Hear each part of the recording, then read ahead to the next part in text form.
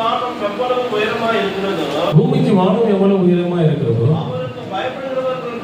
அவருக்கு பயப்படுகிறவர்கள் மேல் அவருடைய கிருபையும் அவ்வளவு பெரிதா இருக்கிறது. பாருங்க, பயப்படுறதுலாம் இருக்குதா? பூமிக்கு வானமும் எவ்வளவு தூரம் கண்டுபிடிச்சிங்க? யாரெல்லாம் கண்டுபிடிச்சாங்களா தெரியுமா? எவ்வளவு உயரம், எவ்வளவு உயரமோ இருக்குதோ கர்த்தருக்கு பயப்படுறவங்களுக்கு கிருபை பண்ணா தேவனுடைய தயவு.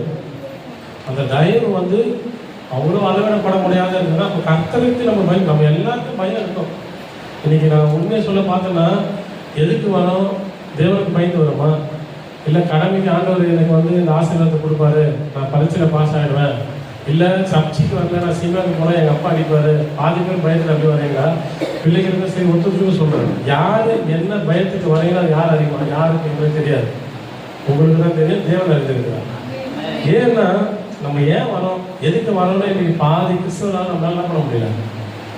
8 மணியாலும் கிளம்பி குடிச்சிட்டு கிறிஸ்து கிளம்பி வரணும்னு வந்துடுறோம். ஆனால் ஏன் வரோம், எதுக்கு நம்ம இவ்வளோ தூரம் வரோம், நம்ம சிந்திச்சு பார்க்கணும். ஏன்னா இப்போ ஒரு ஞானஸ்தானம் எடுக்கிறாங்க, இது வந்து ஒரு நல்ல ஒரு விஷயம் தான். இப்படி நம்ம ஆதாயப்படுத்தி தான் நம்ம வந்து கொண்டிருக்கோம். நம்ம ஏதோ வரோம், ஏதோ சாப்பிட்றோம், போகிறோம்னு இருந்தோம்னா நம்ம வாழ்க்கை இப்படி தான் இருக்க முடியும், அப்படி தான் இருக்கும். அப்போ நம்ம ஏதாவது ஒன்று செய்யணும், ஏதாவது ஒன்று நம்ம பண்ணணும், செய்யணும். நம்ம நோக்கத்தோடு தான் வரணும். நம்ம வந்தோம் போனோம், தேவனுக்கு பயம் இல்லாமல் சபைக்கு வர்றதும் வீணான ஒரு காரியம் தான்.